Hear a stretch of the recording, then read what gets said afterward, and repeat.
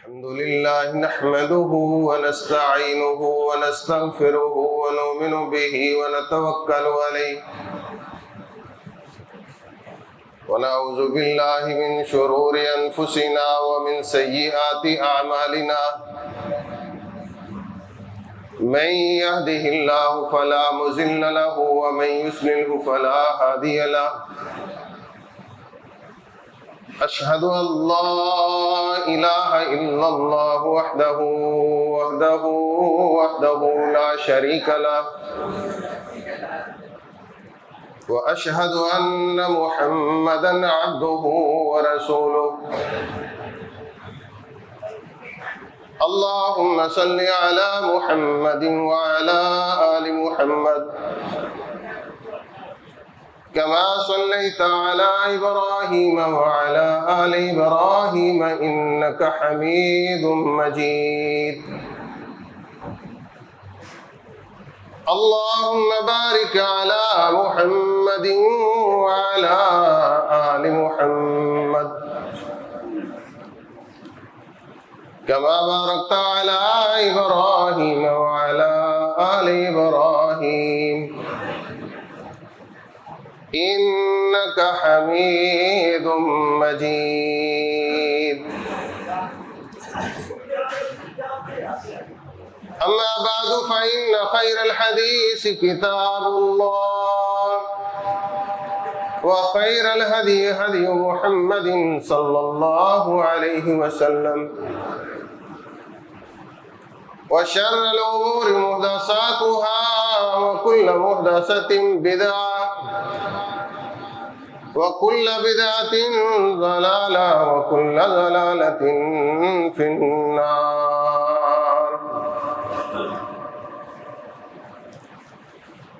अऊज़ु बिल्लाहि अस्समीइल अलीम मिनश शैतानिर रजीम। बिस्मिल्लाहिर रहमानिर रहीम। ज़हरल फ़सादु फ़िल बर्रि वल बहरि बिमा कसबत ऐदिन नास लियुज़ीक़हुम बअज़ल्लज़ी अमिलू लअल्लहुम यरजिऊन। क़ाल अल्लाहु तआला फ़ी मक़ामिन आख़र लक़द कान लकुम फ़ी रसूलिल्लाहि उस्वतुन हसनह। क़ाल अल्लाहु तआला फ़ी मक़ामिन आख़र वल्लाहु ला युहिब्बुल मुफ़्सिदीन। रब्बि इश्रह ली सदरी व यस्सिर ली अमरी वहलुल उक़दतम मिन लिसानी यफ़क़हू क़ौली। अल्लाहुम्मा रब्बि ज़िदनी इल्मन अल्लाहुम्मा रब्बि ज़िदनी इल्मन अल्लाहुम्मा रब्बि ज़िदनी इल्मा।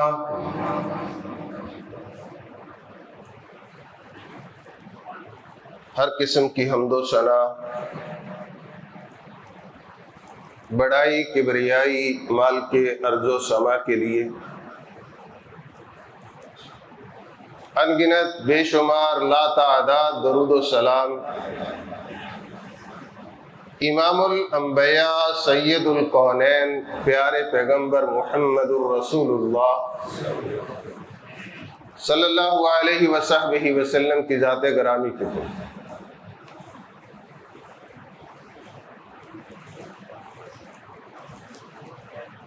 तीन मुकामात से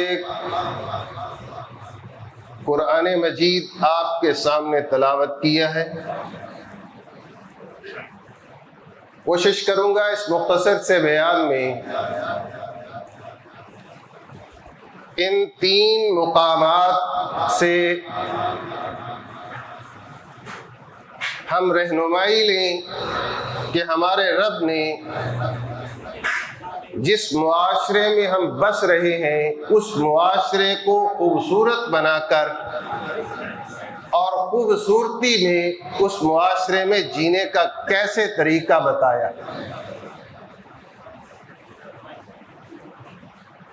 और जो मुआशरे में खराबियां पैदा होती हैं,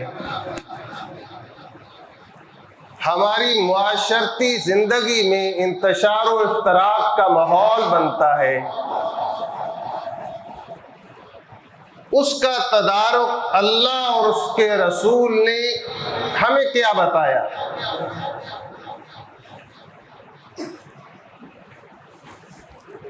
हम अपने खानदानी माहौल को देख लें, किसी महल्ले को नजर दौड़ा लें, किसी गांव और बस्ती को देख लें, किसी एक कौम और मजहब से वाबस्ता अफराद को देख लें, समाज के किसी ग्रोह और जत्थे को देख लें, हमें अपनी सोचो फिक्र के मुताबिक अलग अलग भी नजर आते हैं। इंतशार और इफ्तराक का भी शिकार है।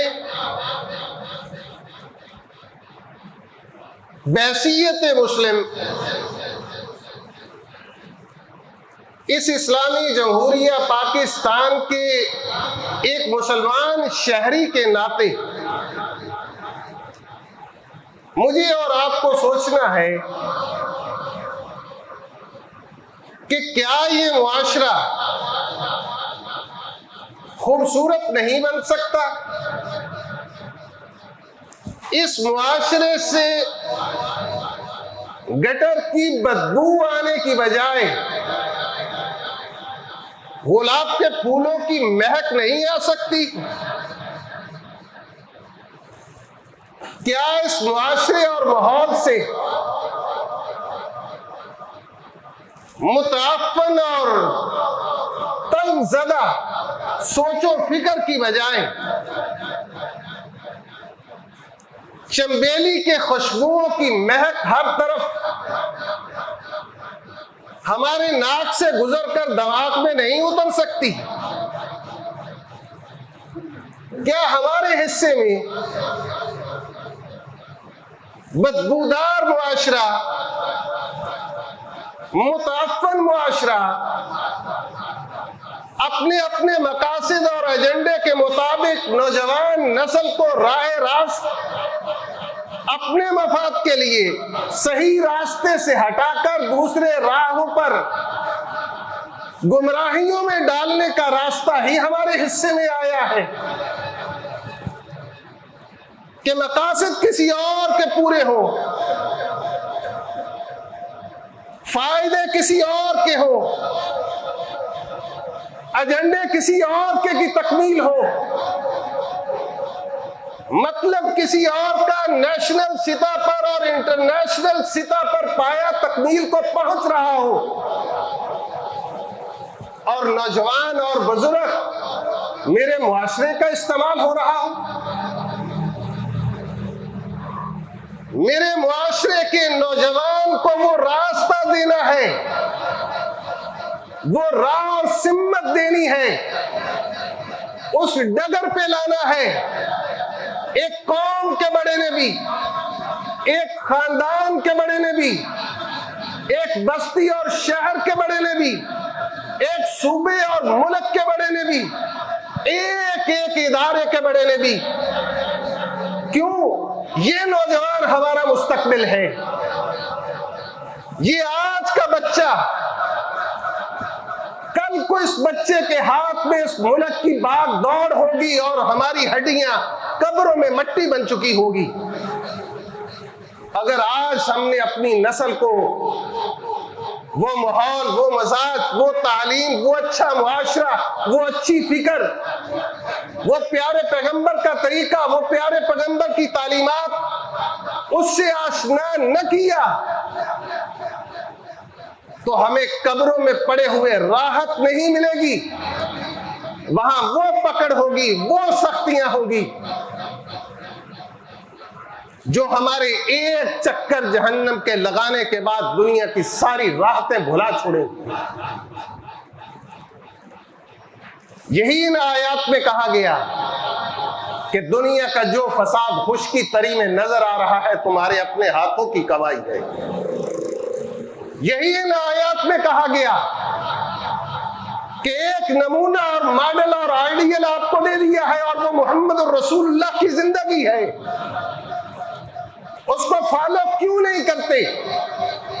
खानदान का बड़ा भी उसे फॉलो करे, मोहल्ले का बड़ा भी उसे फॉलो करे, बस्ती का बड़ा भी उसे फॉलो करे, सियासी, मजहबी, समाजी, कौमी, नस्ली, इलाकाई, कौम का बड़ा भी उसे फॉलो करे, इदारों के बड़े भी उसे फॉलो करें, क्योंकि अल्लाह ने फरमाया है तुम्हारे लिए बेहतरीन नमूना मोहम्मद और रसूलुल्लाह की जिंदगी है सल्लल्लाहु अलैहि वसल्लम।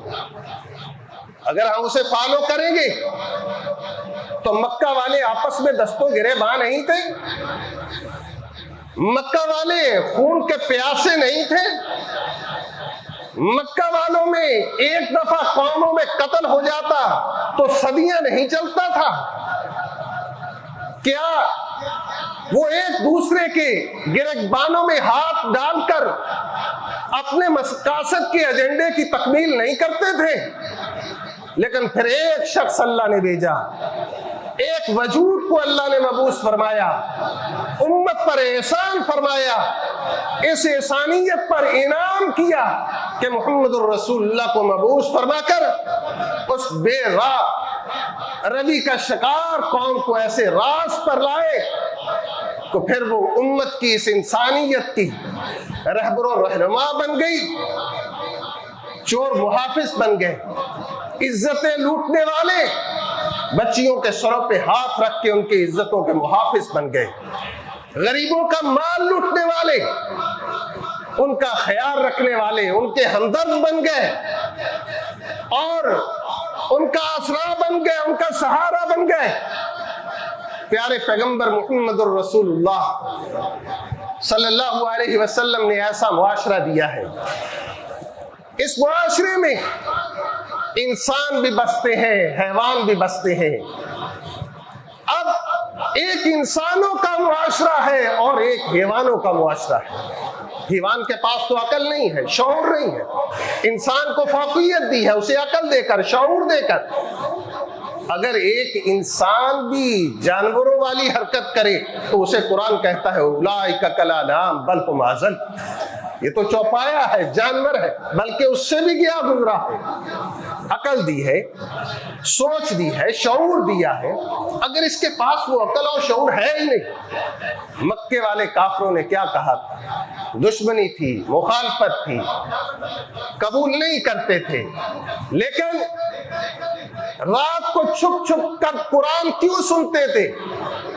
कि हमारे जिहन को बात लगती है कि बात इसकी अच्छी है, जो पैगाम दे रहा है, जो कुरान की तिलावत कर रहा है, वो दिल में उतरती जा रही है। इस मुआशरे को अपनी अपनी कौमों, कबीलों, नस्लों, खानदानों, पार्टियों, मजहबी, सियासी, समाजी ग्रोहों के आलाकार बनाकर अपने मकासद की तकमील मत कीजिए। इनको एक अच्छा, बाशऊर, अकलमंद शहरी बनाइए, एक खूबसूरत मुआशरा दीजिए, जो मुआशरा और उस मुआशरे के अफराद अपनी जाती चीजों के भी मुहाफिज हो, अपने माँ बाप के असासे और जायदाद के भी मुहाफिज ठहरे, अपनी खानदान की इज्जत और वकार का भी ख्याल रखने वाले हो, जो अपने सूबे और जिले के वकार और मुकाम का भी ख्याल रखने वाले हो, जो अपने मुल्क और वतन का भी ख्याल रखने वाले हो, जो अपने इदारों के वकार और इज्जत का भी पास रखने वाले हो, जो अपने वतन की और इस धरती और मिट्टी के लिए कुर्बानियां देने वाली शख्सियात हैं, खिदमत सरंजाम देने वाली शख्सियात हैं, अपनी जानों के नजराने पेश करने वाली शख्सियात हैं, उनका भी वकार, उनका भी मुकाम, उनका भी एहतराम और उनकी भी तौकीर का ख्याल रखने वाले। सिर्फ यही ना हो कि बस मैं हूं, नहीं, ये तो शैतान ने कहा था परवरदिगार ने कहा था इसे सजदा कर दे, मैंने बनाया है मिट्टी से, नहीं मैं नहीं करूंगा। क्यों? चूंकि मैं हूं। यहां ये नहीं देखना कि मैं कौन हूं, बल्कि ये देखना है कि हुक्म किसका है। हुक्म मेरे परवरदिगार का है। कोई शख्स है, कोई जमात है, कोई तंजीम है, कोई गिरोह है, उसके लिए मुहम्मदुर रसूलुल्लाह सल्लल्लाहु अलैहि वसल्लम नमूना है।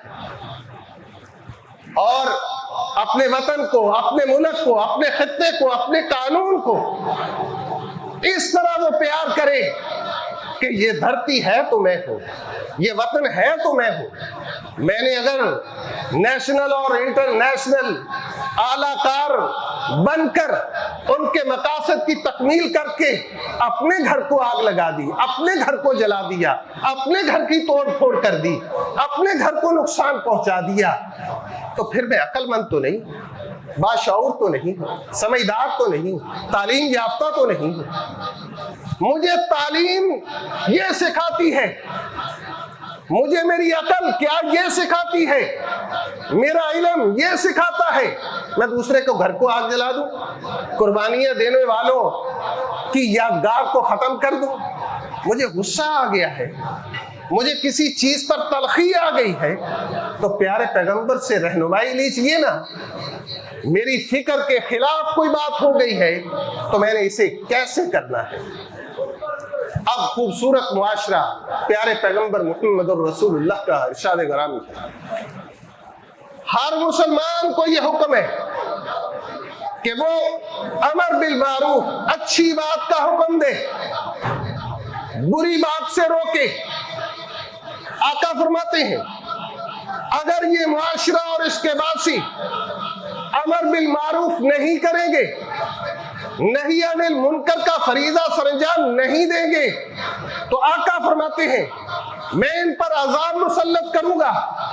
और फिर उस अजाब की एक शक्ल ये होगी, सुम्म तदऊनहु फला युस्तजाबु लकुम, ये फिर रो रो के दुआएं मांगेंगे, हाथ उठा उठा के इल्तिजाएं करेंगे, हाथ उठा उठा के फरियादें करेंगे, सजदों में पढ़ पढ़ के आंसू बहाएंगे, पेशानियां रगड़ लेंगे, फला युस्तजाबु लकुम, मैं इनकी एक दुआ नहीं सुनूंगा। मेरा मौला, मेरा अल्लाह, मेरा खुदा आका अलैहिस्सलाम फरमा रहे हैं कि वो इनकी एक दवा नहीं सुनेगा। क्यों? कि इन्हें हुक्म दिया गया है कि अच्छी बात का हुक्म दे, बुरी बात से रोके। और ये रोकना कैसे है? हर आदमी कहता है जो मैं कह रहा हूं वो ठीक है। हम इन मुआशरों को अपनी ख्वाहिशात के मुताबिक चलाते हैं। हमारा मुआशरा, हमारा मोहल्ला, हमारी कौम, हमारा कबीला, हमारा जिला, हमारा सूबा, हमारा मुल्क किसी फर्द, किसी जमात, किसी तंजीम की ख्वाहिश के मुताबिक नहीं चल सकता, न चलाया जा सकता है। एक अल्लाह का कानून है और एक इस धरती का कानून है, इस वतन का कानून है, इस मुल्क का कानून है, जिसके आगाज पे लिखा हुआ है कि हर कानून अल्लाह और उसके रसूल की तालीमात की रोशनी में तरतीब दिया जाएगा। उस कानून की पासदारी करनी है, अपनी ख्वाहिशात के मुताबिक नहीं। एक आता है वो कहता है मैं जो कर रहा हूं वो दुरुस्त है, दूसरा आता है वो कहता है जो मैं कर रहा हूं वो दुरुस्त है, तीसरा आता है जो मैं कर रहा हूं वो दुरुस्त है। और अगर तुम सारे दुरुस्त हो तो फिर मेरे मुल्क का ये हशर किसने किया है?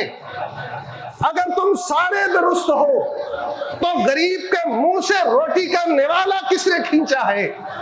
अगर तुम सारे दुरुस्त हो तो कुफर की दुनिया पर इस्लामी रियासत की धाक क्यों नहीं बैठी है?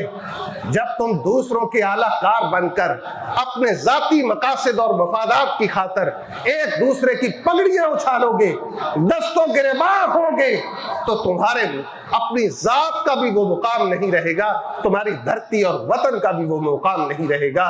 बदकिस्मती से तुम सब ने मिलकर आज मेरे मुल्क को इस नहज पर पहुंचा दिया है। अल्लाह इनको हदायत अता फरमाए, और अगर इनकी किस्मत में हदायत नहीं है तो ऐसे अफराद ले आए जिससे इस मुस्लिम दुनिया का, इस मेरे पाकिस्तान वतन का, इसके इदारों का और इसके खित्तों का और मेरे असलाफ ने, मेरे बुजुर्गों ने जो हिजरत के वक्त कुर्बानियां दी, उन सब का पास और मुकाम रखने वाले आज मुआशरा ख्वाहिशात के मुताबिक नहीं चलता, खित्ते ख्वाहिशात के मुताबिक नहीं चलते, मुल्क ख्वाहिशात के मुताबिक नहीं चलते। उनके लिए कानून होता है और वो मुल्क एक मुकाम पाते हैं जिसमें कानून की पासदारी हो। यही मुहम्मदुर रसूलुल्लाह सल्लल्लाहु अलैहि वसल्लम की सीरत से हमें मिलता है। हम मजहब के मानने वाले, मजहब में, मजहबी लोगों में क्यों तकसीम है? हर गुरूह, हर फिरका, हर जत्था, हर जमात कहती है कि मैं सही हूं।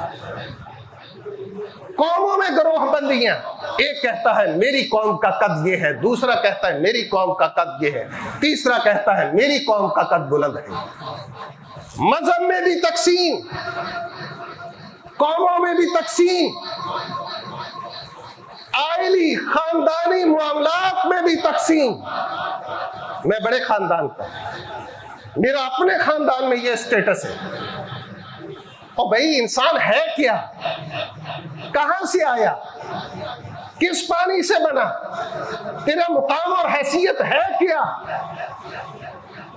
लेकिन कौमों में देखे तो जो मैं हूं और कोई नहीं, मजहब में देखे तो मेरा फिरका दुरुस्त है, खानदानों में देखे तो मेरा स्टेटस बुलंद है, सियासत में देखे तो मेरी जमात मुल्क की वफादार है, समाजी ग्रोहों में देखे तो जो मैं काम करता हूं और कोई नहीं करता, नेशनल और इंटरनेशनल सतह में अलाकारों को देखे तो वो कहते हैं हमारी खिदमत काबिल कदर है। और भाई हर एक ने काम किया, अपनी अपनी सतह पे काम किया, जो अच्छे किए बहुत अच्छे, अल्लाह उन सबको जज़ाए खैर अता फरमाए। लेकिन मिलके गौर तो करें, सर मिला के बैठे तो सही, गिरेबान में झांक के तो देखें कि अगर सबकी खिदमत मुसल्लमा है तो मेरे गुलशन को उजाड़ा किसने है,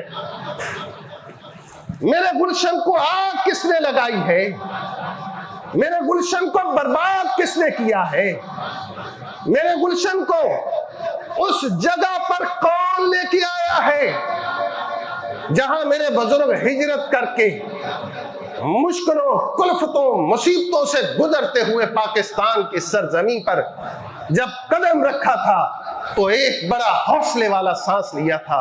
मैंने जब अपने दादा अबू और दादी अम्मा से वो तारीख सुनी, वो उनका सफर सुना जो फिरोजपुर से चलकर पाकिस्तान पहुंचने का उन्होंने किया, तो हम तो छोटे थे।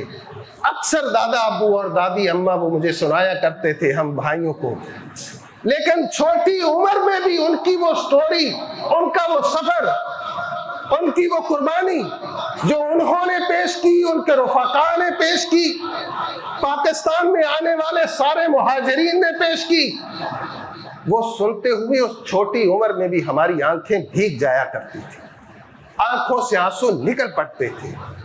हम भी रो पड़ते थे कि यार इस खित्ते के लिए हमारे बुजुर्गों ने ये खिदमत सरंजाम दी, ये कुर्बानियां दी हैं और आज उसका ये हशर कर दिया गया। मेरे मौला इस खित्ते को कभी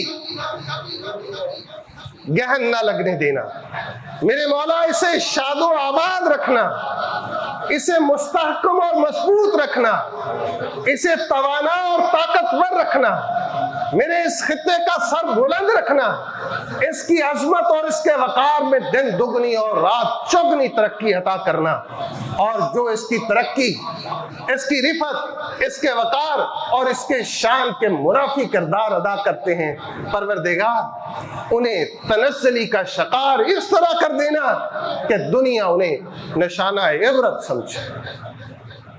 प्यारे पैगंबर मुहम्मदुर रसूलुल्लाह सल्लल्लाहु अलैहि वसल्लम ने फरमाया कि फिर ऐसे लोग जो अमर बिल मारूफ नहीं करेंगे, नहीं अनिल मुनकर का फरीजा सरंजाम नहीं देंगे, तो उनकी फिर दुआएं कबूल नहीं होगी। और ये फरीजा सरंजाम कैसे देना है कि किसी का गला पकड़ ले, किसी को गिरेबान से पकड़ ले, किसी की मुकाम, इज्जत, वकार को गालियां देकर तार तार कर दे। अगर आप समझते भी हैं कि आप दुरुस्त हैं, मैं दुरुस्त हूं, आप दुरुस्त हैं, कोई और जमात दुरुस्त है, कोई तीसरी जमात दुरुस्त है, परवरदिगार ने एक असूल बताया, तरीका बताया, मुहम्मदुर रसूलुल्लाह सल्लल्लाहु अलैहि वसल्लम ने दिया कि जब आप दूसरे को अपनी बात कहते हैं, 3 असूल याद रखें। ये पैगंबराना दावते असूल का तरीका है कि हिकमत के साथ बात करें, बेहिकमती बात मत करें, अगले के गले न पड़ जाए, उसकी इज्जत और वकार का ख्याल रखें, तरीके से बात करें, हिकमत और दानाई के साथ बात करें। मौइज़तिल हसना, जो उन्हें नसीहत करे, अच्छा अंदाज हो आपका, उखड़ा हुआ, बेइज्जती वाला, तौहीन वाला, कपड़े फाड़ने वाला, गिरेबान पकड़ने वाला, ये अंदाज ना हो।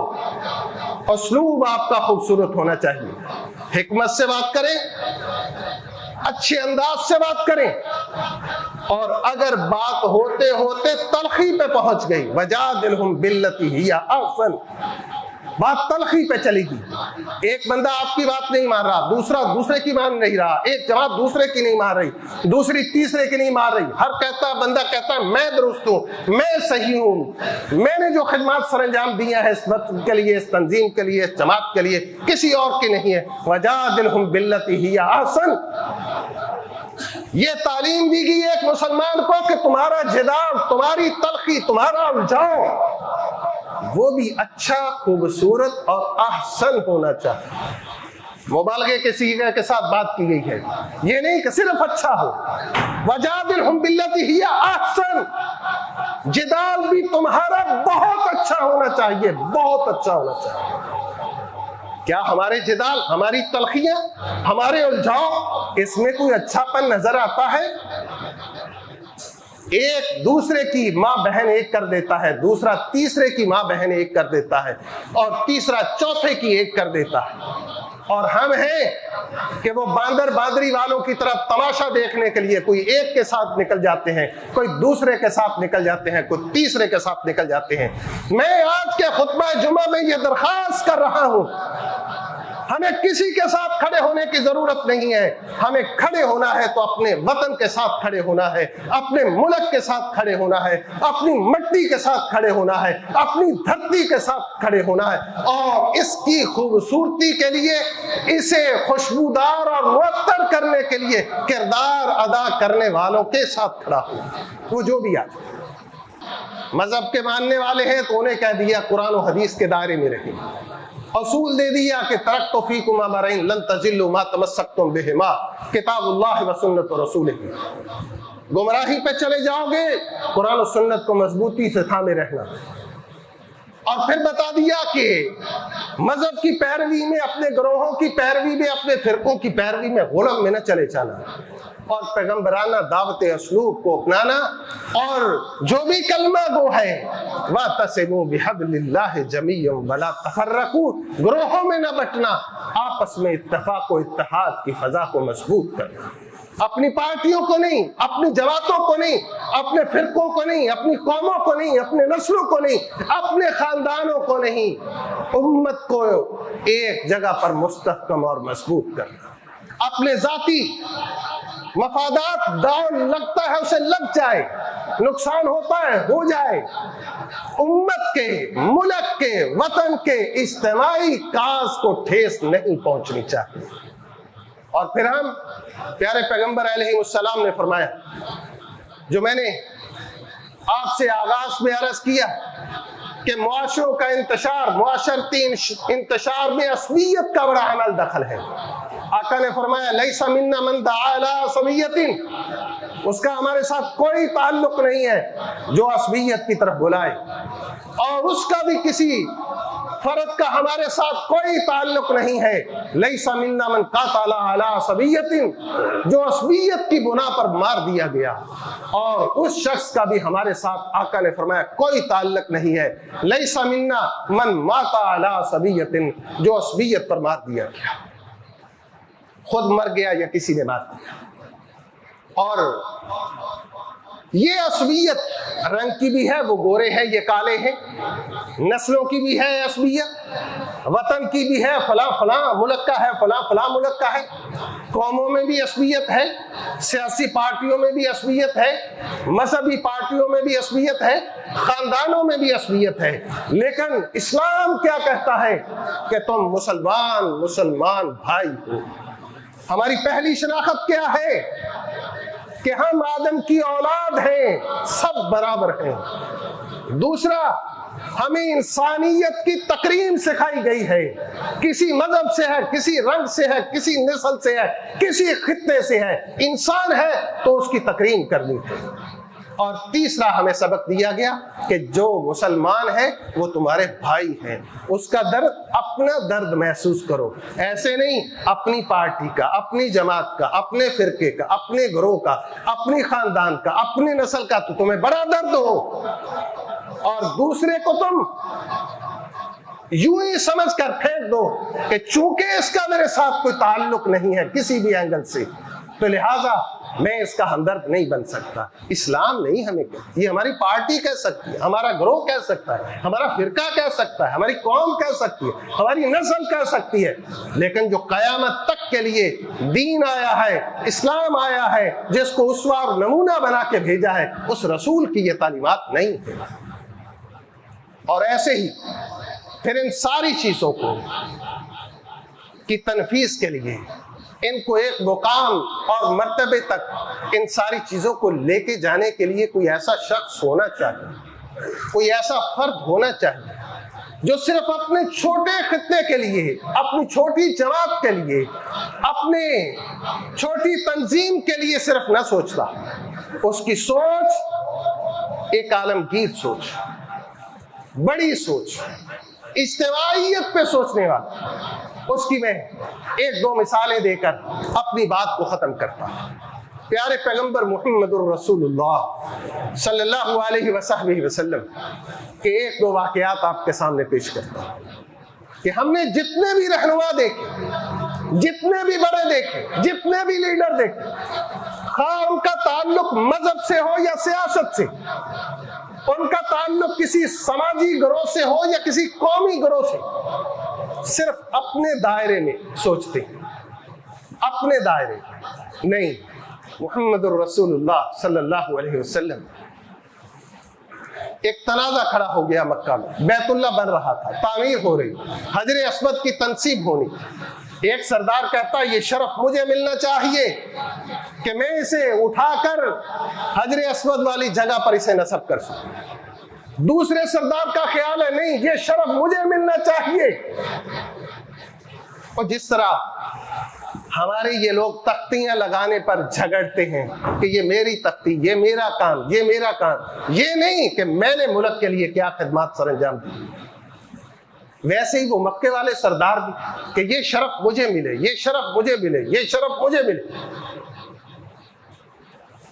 तनाजा था, लड़ाई हो जाती, झगड़ा हो जाता, बात तूल पकड़ जाती, फैसला हो गया, कल जो पहले आएगा जो फैसला कर दे कबूल होगा। बंदे भी अच्छे थे, किसी को सालस मानने के लिए भी तो तैयार हो गए। आज तो किसी को सालस मानने के लिए कोई तैयार नहीं होता। अगले दिन मुहम्मदुर रसूलुल्लाह सल्लल्लाहु अलैहि वसल्लम तशरीफ लाए। जब आप तशरीफ लाए, आपने फैसला फरमा दिया, अपनी चादर मुबारक कंधे से उतार के जमीन पे रखी, अपने दस्ते मुबारक से पत्थर को, हजरे अस्वद को उठा के चादर में रख दिया, और फिर उन सारे सरदारों को कहा कि इसे उठाओ और जहां नस्ब करना है वहां लेके आ जाओ। वो वहां लेके आ गए। आका ने अपने दस्ते मुबारक से हजरे अस्वद को उठा के वहां रख दिया। जो तनाजा बड़ा होने वाला था, आपकी उस हकीमाना अंदाज से चंद लम्हों में वो खत्म हो गए। सारे उस अच्छे काम में शरीक हो गए। रसूलुल्लाह की तालीमात से ये हमें मिलता है, जितने भी गिरोह, जितनी भी जमातें, जितने भी जत्थे और जितने भी टोले हैं, उन्हें मिलकर इत्तेफाक के साथ इस मुल्क के मफाद की बुनियाद पर एक जगह जमा होकर इस मुल्क का सिर्फ सोचना है, इस खित्ते का सोचना है, सरजमी का सोचना है। तब हम खुशहाली की जिंदगी और अमन सुकून की नींद सो सके। प्यारे पैगंबर का उसवा ये है। और प्यारे पैगंबर मोहम्मद रसूलुल्लाह सल्लल्लाहु अलैहि वसल्लम ने फिर एक और नमूना पेश किया, और वो नमूना क्या था?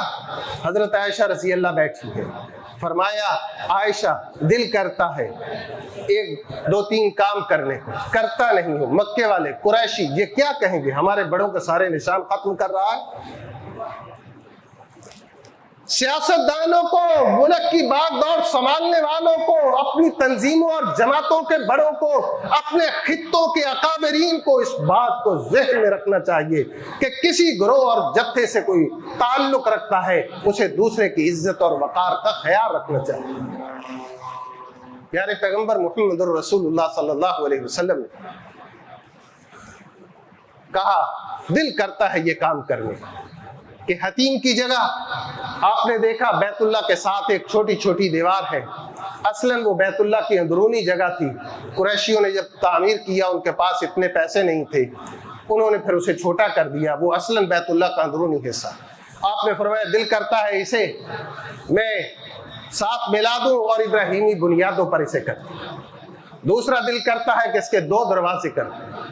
तीसरा है कि दरवाजे को नीचे कर ताकि लोगों को एक तरफ से गुजरे और दूसरी तरफ से निकल जाए, आसानी हो जाए। लेकिन करता क्यों नहीं हूं कि ये नए नए मुसलमान हुए हैं, इनके जहनों में कुछ ऐसे ख्यालात जाएंगे कि हमारे बड़ों के निशानात खत्म कर दिए और हम जानबूझकर दूसरों को इज़ा पहुंचाने के लिए, दूसरों को रंजीदा करने के लिए, दूसरों को तकलीफ देने के लिए उनके निशानात को खत्म करते हैं। बल्कि हम में, हमारे नौजवान में तो यहां तक बात दूर चली गई कि जो वतन के लिए कुर्बानियां देने वाले हैं, उनकी यादगारों को ही हमने तोड़ के रख दिया, उनको जला के रख दिया। पैगंबर की क्या तालीम है कि कुरैशियों के निशान भी खत्म नहीं करता कि उनके दिल को बुरी बात न लगे। हमने अपनों बड़ों के, अपने अकाबरीन के, अपने लिए कुर्बानियां देने वालों के निशानात को यूं खत्म कर दिया जैसे ये बाप की जागीर है, ये अब्बा का घर है। नहीं, ये आपका भी घर है, ये मेरा भी घर है, ये हम सबका घर है। इस गुलशन को हमने आबाद करना है, खुशबूदार बनाना है, इसकी महक दूर दूर तक जानी चाहिए, न कि हमारे अपने नाक को ही इसकी बदबू आए हमारी अपनी हरकतों की। प्यारे पैगंबर मोहम्मद रसूलुल्लाह फिर राया को अमन और सकून और उनका ख्याल रखने के लिए एक जगह से जा रहे हैं। एक गल्ले का ढेर है, उसके ऊपर तो बड़ी अच्छी गंदम है, और उसमें हाथ डाल के देखा तो उसके अंदर जो है वो तर गंदम है। कहा ये क्या है? ऊपर कुछ और, नीचे कुछ और, पब्लिक को दिखावा कुछ और, फरोख्त किसी और चीज की। जिसने धोखा किया उसका मेरे साथ कोई ताल्लुक नहीं है। हम अपने मुआशरे में देखें, एक दूसरे को धोखा दे रहा है, दूसरा तीसरे को धोखा दे रहा है, और तीसरा चौथे को धोखा दे रहा है। अगर हम सारे धोखेबाज इकट्ठे हुए हैं तो फिर हम में अच्छा कौन है? इस मुल्क को खुशबूदार कौन बनाएगा? प्यारे पैगंबर ने फरमाया कि मुआशरों में जब इंसाफ का बोलबाला होगा, अदल और इंसाफ का बोलबाला होगा, तो फिर उन मुआशरों में इस तरह की खराबियां नहीं होगी। प्यारे पैगंबर ने फरमा दिया कि अगर कोई किसी को मारता है तो उसे भी सजा में, किसास में कत्ल किया जाएगा, और अगर कोई चोरी करता है तो उसका हाथ काटा जाएगा। बल्कि एक खातून की सिफारिश आई तो आपने अपनी बेटी का नाम लेके फरमा दिया ये तो उस कबीले की बच्ची है, अगर मेरी बच्ची भी ये हरकत करती, चोरी उससे भी सरजद हो जाती, तो मैं उसका भी हाथ काटता। ये है इंसाफ कि हमारी अपनी जमात, अपने गिरोह, अपने जत्थे का अगर कोई बंदा जुर्म कर लेता है तो हम उसे तहफ़्फ़ुज़ देने के लिए पूरी कोशिश करते हैं। नहीं, किसी भी गिरोह से ताल्लुक हो, किसी भी तंजीम से कोई वाबस्ता हो, किसी भी जमात से उसका ताल्लुक हो, मुजरिम मुजरिम है, जुर्म करने वाला जुर्म करने वाला है, उसे कानून के मुताबिक सजा मिलनी चाहिए। जब सजा मिलेगी तो फिर इंसाफ होता दिखता नजर आएगा। जब इंसाफ नजर आएगा तो फिर इन मुआशरों को सुकून मिलेगा, इत्मीनान मिलेगा, एक अच्छा मुआशरा हमारे सामने जो है वो आएगा।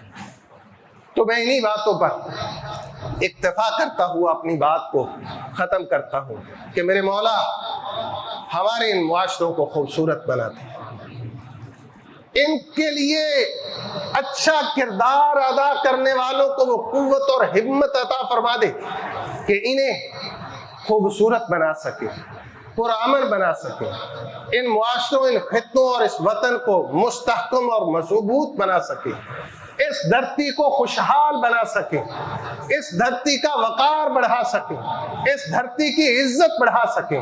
और हमें हर उस ग्रोह के साथ, हर उस जमात के साथ, हर उस तंजीम के साथ, हर उस इदारे के साथ खड़े होना चाहिए जो हमारे मुल्क का वकार हो, मुल्क की इज्जत हो, मुल्क की तकरीम का जो है वो बायस हो, मुल्क के दिफा का बायस हो, मुल्क की मजबूती और इस्तेहकाम का बायस हो, मुल्क की खुशहाली का बायस हो। मेरे मौला मुझे अपने और अपने हबीब की तालीमात पर अपने शब रोज बसर करने की तौफीक अता फरमा दी। मेरे वतन के वासियों को अपने और अपने हबीब की तालीमात की रोशनी में अपने लैलो नहार गुजारने की हिम्मत और तौफीक अता फरमा दे। मेरे मौला मेरे वतन के हर इदारे को, हर जिम्मेदार को अपनी जिम्मेदारियों को अपने और अपने हबीब की तालीमात के मुताबिक किरदार अदा करने की तौफीक अता फरमा दे। मेरे मौला मेरे वतन के हर जिम्मेदार को इस वतन के गरीब वासियों का ख्याल रखने और उनके मुंह तक आसानी से नवाला पहुंचाने में किरदार अदा करने की तौफीक अता फरमाए। व आखिरु दावाना अनिल हम्दुलिल्लाहि रब्बिल आलमीन।